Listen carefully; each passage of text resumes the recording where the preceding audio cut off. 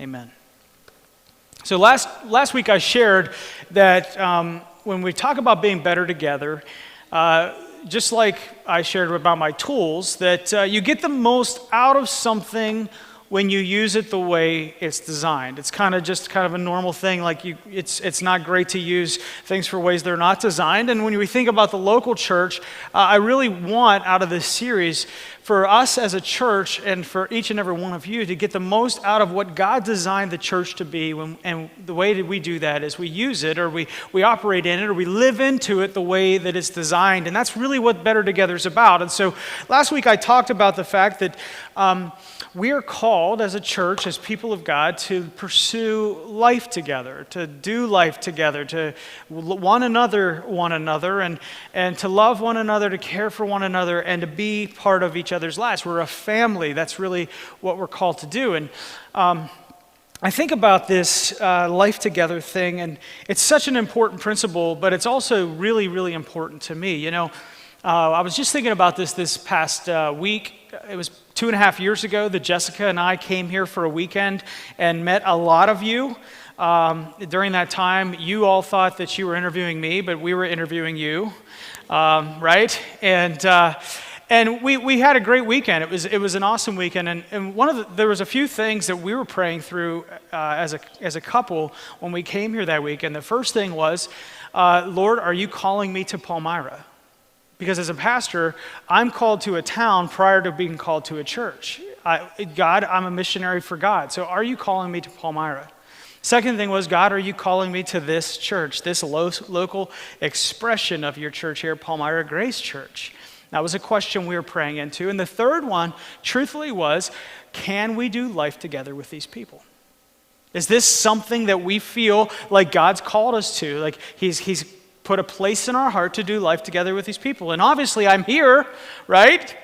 So the answer to those three questions were yes. And especially that third question, hear me online. Like, we really fell in love with the people of this church. Some of you weren't here then, and some of you have come since then, but really, that's so important to me that we want to do life together with you all. And the reason is because we said, you know, this better togetherness of the church is a big deal, and it's always easier and better to do so if, you know, you actually want to be with one another, right? And this is something, pursuing life together is something that was in the DNA of this church before we got here.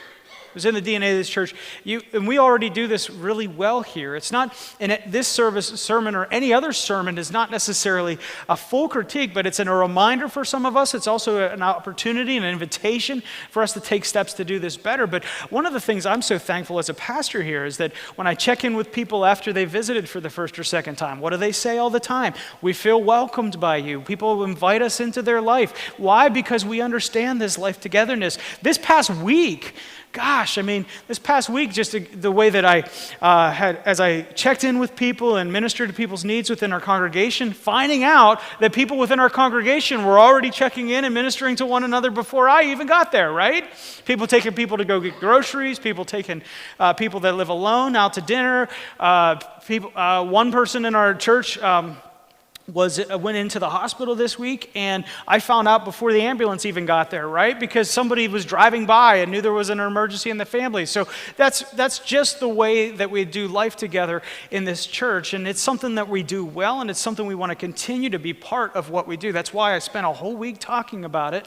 But it's also important because having a life together, doing life together, understanding that we're family and that we're going to live together in the mess, all the things I talked about last week. And if you missed that week, I encourage you, go back to our podcast or our YouTube page and check out last week's sermon. The reason that's so important is because that's the culture and that's the texture of what it means to be a local church that makes everything else we're going to talk about possible. It makes everything else better, right? So even what we're going to talk about this week, because it is from that place where we have community, from that place where we are already doing life together, where we are stronger and we are better to leave these walls, leave this place called the church, and reach out to people who need the gospel of Jesus Christ and who need to be in life with other people. And that's what we're going to talk about this week, is what it means to reach out together as we're better together. And once again, we're going to look at Jesus' life. All of these things that we're called to do as the church is to follow in the footsteps of Jesus. He's the one who showed us the way. And Jesus reached out, right? Jesus went out of his way. He liked, in fact, he loved people who were lost, people that were hurting, people that were struggling. He hung out with prostitutes and tax collectors and fishermen and Roman soldiers and even religious leaders. And then the worst of all, he hung out with sinners, right? In Matthew 11:19, he says, I am a friend of sinners. This is who Jesus was. He was constantly reaching out to the least of these, the lost, those, and those that were lonely and needed him. And so we're going to look at just one story today. I already had Steve read, about the reaching the 99. We sang about it. We've been talking about it all morning. But we're going to look at one story that gives us a picture of how Jesus did this reaching out, and we'll hopefully learn how we can do it better together. So I invite you to turn to Luke 19 today. Luke 19, starting at verse 1. You can flip there in your phone. You can get there in your scriptures, or you can follow along on the screen. However you want to do that this morning's great. Luke 19, starting at verse 1. Now, those of you that have grown up in church and been part of the church, you know this story. I ask you to refrain from singing the song in your head as I'm teaching. Luke 19, chapter 1, or verse 1 says this. He, that's Jesus, he entered Jericho and was passing through. And behold, there was a man named Zacchaeus. He was a chief tax collector and was rich. So just already we see things that Jesus does. Jesus is actually outside of the town that he lives in. He's actually out and about. He's not in the church. He's not in a synagogue. He's not creating a place where people can come to him. He is passing through. He is out into the world, right? And he walks along and he comes and there's this man there, a chief tax collector who was very rich. Now, Zacchaeus was a chief tax collector, which means he was in charge of the tax collectors. And in this area where he is in Jericho was a key place. It was a hub in between Judea and Perea. It was this trading place, and it was also a toll road. You know those toll roads? Like the turnpike. That my understanding was it was promised once it was built that the tolls would go away. Got us all on that one, right? But Jericho was a toll place, and so it was a travel point in between, for people to take goods from one region to the next. And so it's a great place as a toll place for you to be a tax collector, right? Like not only can you tax everybody there, but you get to tax everybody passing through. And if you're a kind of tax collector that likes to take a little for himself, give the rest to Rome, then it really works out well for you because you end up very rich. And tax collectors, let's remember this if you didn't know this, tax collectors were hated among the Jews. They were traitors. They had turned on their own people to work for Rome. They took money from their own people to give it to the occupying empire and kept a little for themselves. And apparently Zacchaeus was pretty good at it because he had made a lot of money at it. And then verse 3 tells us a little bit more, though. It says that Zacchaeus was seeking to see who Jesus was. So now this adds a little bit of a wrinkle in the thing. He's rich, but there's something in Zacchaeus' life where he's now seeking to see who Jesus was. Maybe he's heard about Jesus. Maybe he's seeking for something specific from Jesus or in Jesus. We don't know, and I think the story tells us really what he was seeking, but it says he was seeking Jesus, but on account of the crowd, he could not because he was small in stature. That's such a nice way to say he was short. Or as the kids' song, he was a wee little man, right? How would you love that to be your legacy? Anyway. He'll let us know how he felt about it when we see him. But he couldn't see Jesus, but he was seeking Jesus. And so he ran ahead and climbed up into a sycamore tree. Now you're singing it in your head. I know you are. To see him, for he was about to pass that way. And when Jesus came to the place and he looked up and said to him, Zacchaeus, hurry and come down. Jesus sees him. Not only does he see him, who's seeking him, but he calls him by name. We pass by that. Wouldn't that be weird? You've never met the guy. He walks past and he calls you by name. And then what does he do? He says, come down. He invites him to come to him. for I must stay in your house today. Interesting. And so Zacchaeus hurried, he came down, and he received Jesus joyfully. And verse 7 says, and when they saw it, who were they? The religious people, right? The Pharisees, the Sadducees, the teachers of the law. When they saw it, they grumbled.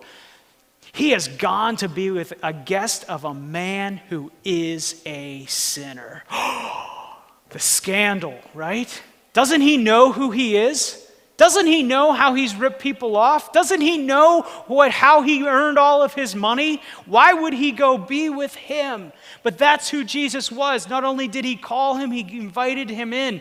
And verse 8 goes on, and Zacchaeus stood and said to the Lord, behold, Lord, the half of my goods I give to the poor. And if I have defrauded anyone of anything, I restore it fourfold.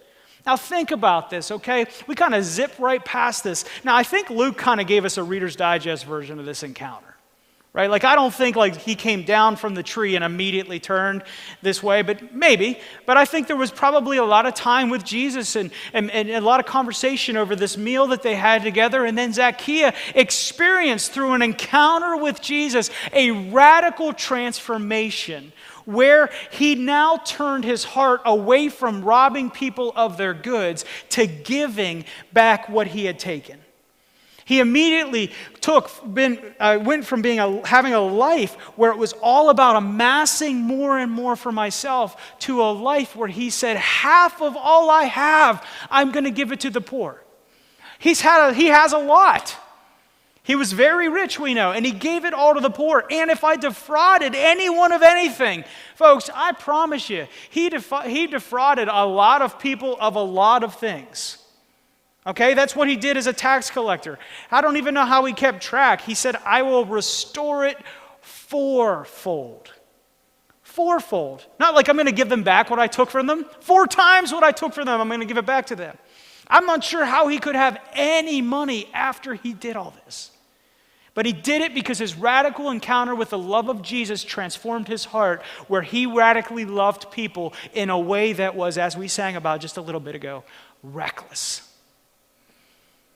And Jesus said to him in verse 9, today salvation has come to this house, since he is also a son of Abraham. You see, I think that's what Zacchaeus was looking for. I don't think he knew that that's what he was looking for. He knew he was seeking Jesus, but he also knew, I believe, that with all the wealth and all the riches and everything that he had, there was still something missing. Something missing to the point where he had to climb a tree and make a fool of his wee little self to see Jesus coming that way. And on the other side of that encounter was an encounter with the saving love of Jesus Christ. And then Jesus tells us something, folks. He tells us that's so important as we think about what it means to be better together and live together and walk in the way of Jesus. Jesus says, for the Son of Man, that was his favorite term for himself. It's out of a reference to Daniel chapter 7. For the Son of Man came to seek and to save the lost. Jesus tells us, this is my purpose. This is why I came. This is the whole reason, is to seek and to save the lost. Therefore, if we're to follow in him and if we're to be better together with him, then we have to have that same purpose, that same heart that Jesus had. If we're going to be better together as individual believers in Jesus Christ, but more so as a community of faith, we have to be ones who come into the world to seek and to save the lost. We need to pursue what Jesus pursued, right? And we need to do this together. We had, at Palmyra Grace Church, we call this our life on mission. Now, we live our lives on this mission to seek and to save. When we're better together, when we do it together, when we reach out together. Reach out of these walls, have views beyond these walls. So what can we see from this passage? What can we see about the life of Jesus that tells us how this works out? Well, first of all, how do we reach out together? And how we do this together is that we become a people that go to those who aren't here, right? Pretty simple. Listen, I'm a simple guy. I'm going to make this real simple. You should be able to track along. We go to people. Jesus didn't sit in a synagogue and say, everybody come to me once a week, right? He was out and about. In this story, he was in Jericho. He was walking around. In fact, nowhere in the New Testament are we told to invite people to come to church. Instead, we're told over and over to go. Jesus himself in John 17:18 said, as the Father has sent me, now I am sending you. In Matthew 28, when we get to the Great Commission, he says, therefore, come on guys, are y'all falling asleep with me? Go, right? We're called to go together. And Jesus was this example. He left heaven and came down and he went. And the Message translation in John 1:14 tells us what he did. I love this translation because it says the word became flesh and blood and moved into the neighborhood. He showed up. And he went and he came to see people, came to reach after people. And we've said many times here at Palmyra Grace, a value that we have as we think about our life of mission is to move into the neighborhood. So we see our neighborhoods, our workplaces, our schools, and our community as a mission field. It's the place where we go. So when we leave here each and every week, it's not to put our Jesus stuff on the shelf and wait till we come back next week, right? We're sent to go. So that means for some of us, that's going to mean like literally our neighbors. And we're going to have to cross the street and meet our neighbors. And I'll tell you, I've lived many different places and many different, like I've lived in the DC area, Philadelphia area. Can I just say Central PA is special when it comes to neighborhoods? Because people aren't really friendly. Some of your neighbors you may have to chase down, right? Some of your neighbors, you may have to sabotage their garage door so that it can't put it down right as they pull. I'm just kidding. I'm not saying that. I'm just kidding. But sometimes it's hard, right? But our neighbors are there. Our workplaces. It may mean when you're in the break room, you don't do this for the whole half an hour, right? It may mean that when you go to school, that you recognize that there's people in your class at school that need something, and they are the way they are because they need to learn something about our Lord. We see our community as our mission field. That means if you are in your kids' sports, at a game with your kids, and you're sitting on the bleachers next to other parents, that you see that God has sent you there. That means if you go to your favorite restaurant and always have the same waitress, that you move beyond treating her as the one who serves you food and ask, how am I to serve her, right? It means that we get a mindset. You go to the same barber, you go to the same hairdresser, not because maybe they give the greatest haircut, but because God has sent you there. We go to people. And now I know you're probably thinking one of these things here. Well, Dan, I don't understand. I'm uncomfortable with associating and befriending people who do not share my faith or values. Fair. I've said many times, I'll say it again. If God didn't want us to be uncomfortable, he wouldn't have given us the Comforter. All right? Maybe you say, I generally prefer that most of my social relationships be with fellow Christians. I understand that. But we're talking about what Jesus did, and we're followers of Jesus. So we go on, you say, I'm uncomfortable with associating, or you say, I feel awkward with associating with those who don't share my faith. They're probably awkward with you too, right? They probably feel awkward with you around. Or maybe you say, you know what? I don't look for opportunities to intentionally connect and befriend those outside of the faith. Fair. That's why I'm preaching this message, right? Because as Jesus walked into Jericho, he had to be looking for a wee little man in a tree. Right? That's what he did. We know that about him. And then I don't have many social and personal relationships with people who do not share my faith. I understand that. But we're called to go to. So these are steps that maybe we could take. And it's tough because as Christians, we know that the longer you're a Christian, the less unsaved friends you have. And it's not because you've won all your friends to Christ. It's not. Theologian John Stott actually talks about this. He says, as you become a Christian and as you follow Jesus, it becomes more natural to us to shout the gospel at people from a distance than to involve ourselves deeply in their lives, or to think ourselves into their culture and their problems, and to feel with them in their pains. It's hard for us to do this. But if you're doing life together with a group of people that truly believe we do life together in the mess, then you people will understand, you know what? Your mess can be part of our mess. Because we're all here to walk in a mess as we can become less and less messy because of Jesus, right? And it's an opportunity that we have. And so how is the gospel advanced? How do we do this? How do we walk this out? Well, we see this right from the moment that the church started. God shows us, our history shows us that the church did this going to their community very naturally. It's just the way they understood life. Historian Michael Green says this: the Great Commission of Christianity was in reality accomplished by means of informal missionaries. Do you ever think of yourself as an informal missionary? Yeah, it was not formal preaching, but the informal chattering to friends and chance acquaintances in homes and in wine shops, on walks around the market stalls, everywhere they went, they were gossiping the gospel. They went. They understood we are sent to go, right? And thank goodness Jesus was a go guy.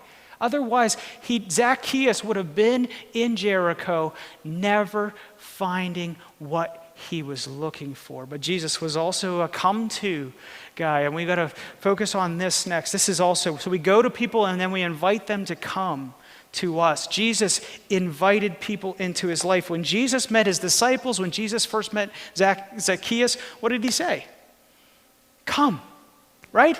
Come and be part of my life. Do life with me. That's why we got to be natural at doing life together, because we're going to invite people that we go to into our lives. One of my friends, Pastor Frank Catalano up in Maine, said this one time, and it just blew me away. He said, Jesus didn't invite people to church. He invited himself over for dinner. We see that with Zacchaeus, right? He invited himself. He inserted himself into people's lives. Now, maybe you're not comfortable inviting yourself over to your neighbor's house for dinner, right? But maybe, just maybe, your family could set aside a night a week or a night a month to say, this night we're not doing anything else except planning and praying that somebody that we see when we go to, we can invite them to come to our home for dinner. Right? This is what he's talking about. Eugene Peterson says this. He says, we develop a sense of urgency when we recognize that a primary, or maybe the primary venue for evangelism in Jesus' life was the meal. And this makes it really easy to invite people into our lives, right? Because everybody's got to eat, right? You're all looking at me like I'm crazy. Am I the only one that eats?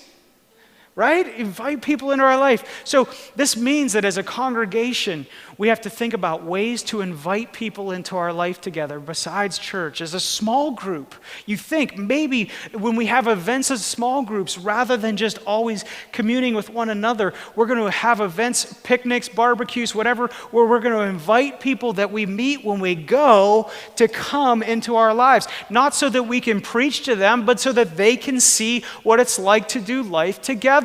And maybe, just maybe, learn that Christians aren't all weird and that they're messy just like they are, right?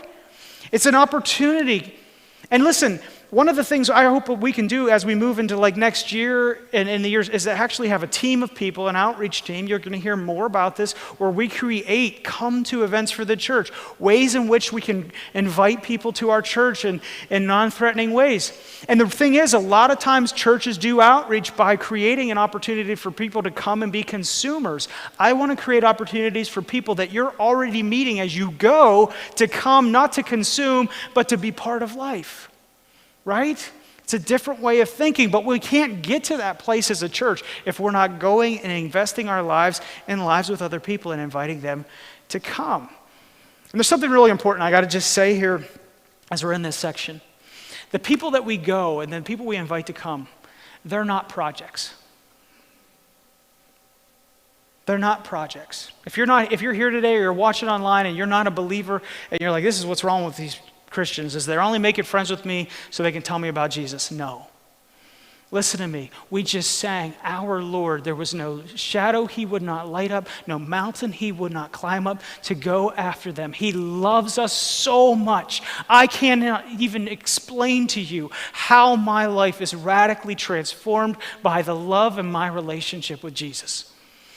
I can't even understand how anybody would be able to make it through this life, let alone this year, without Jesus. He's changed me forever.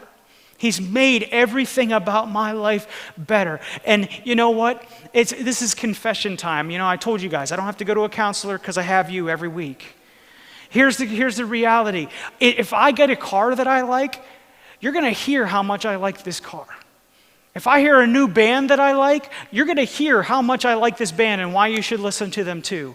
If I get shoes that I like, you're going to see me wearing them everywhere I go, right? Like, this is who I am.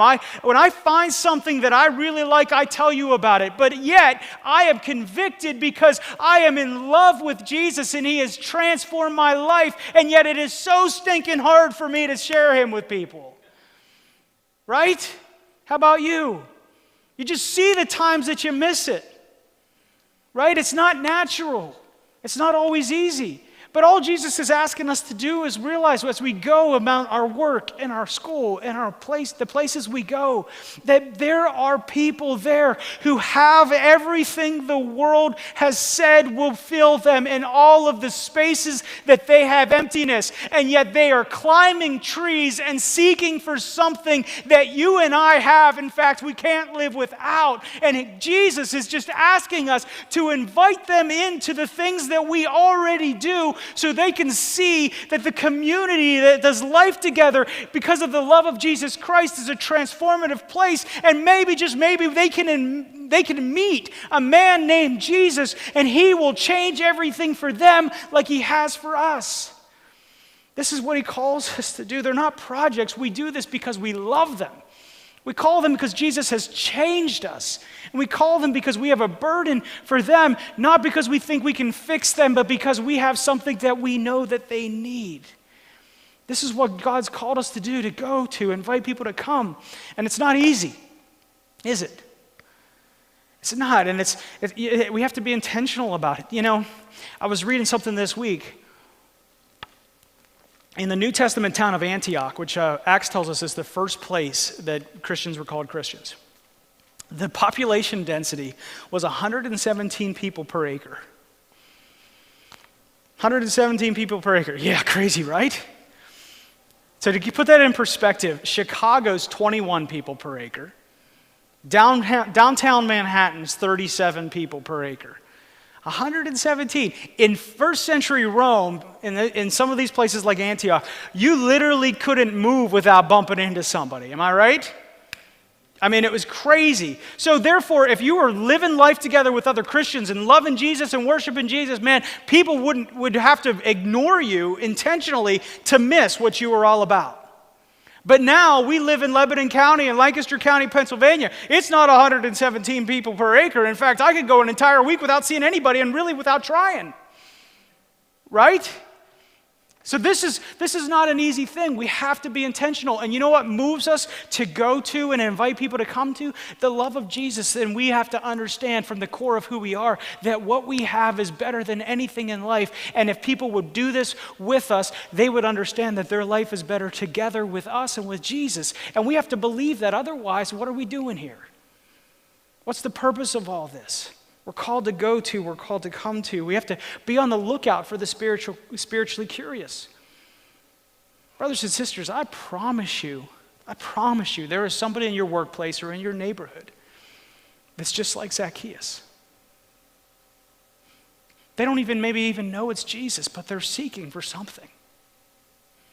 They're seeking it in all the wrong places and filling their emptiness in all the wrong ways, and they're just waiting for somebody, anybody, to pass that way and invite them to come. The most effective way we could do this is through existing relationships. You're like, well, I'm not an evangelist. Well, neither am I. But God has put many people in my life throughout my day-to-day life, and I just have to put eyes on. So as I pass that way, I, like Jesus, can see them. And then I've got to take the step of faith, like Jesus, to invite them to come and be part of my life. And this is going to include everybody. As we do this together, as we become better at this together, it's going to include everybody. We're going to do this to even tax collectors and sinners. Yeah, right? Because we want to follow what Jesus asked. We go to people, we invite them to come. And because our lives have been changed by Jesus, we do the same thing that Zacchaeus did, and we do good. We do good because God is looking for people that are willing to participate in the acts of love and kindness to those outside their present circle.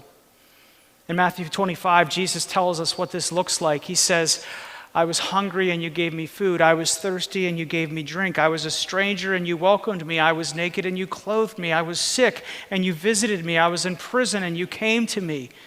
And then the righteous will answer him saying, Lord, when did we see you hungry and feed you, thirsty and give you drink? When did we see you a stranger and welcome you, or naked and clothe you? When did we see you sick or in prison and visit you? And the king will answer, truly I say to you, as you did to one of these least of my brothers, you did it to me.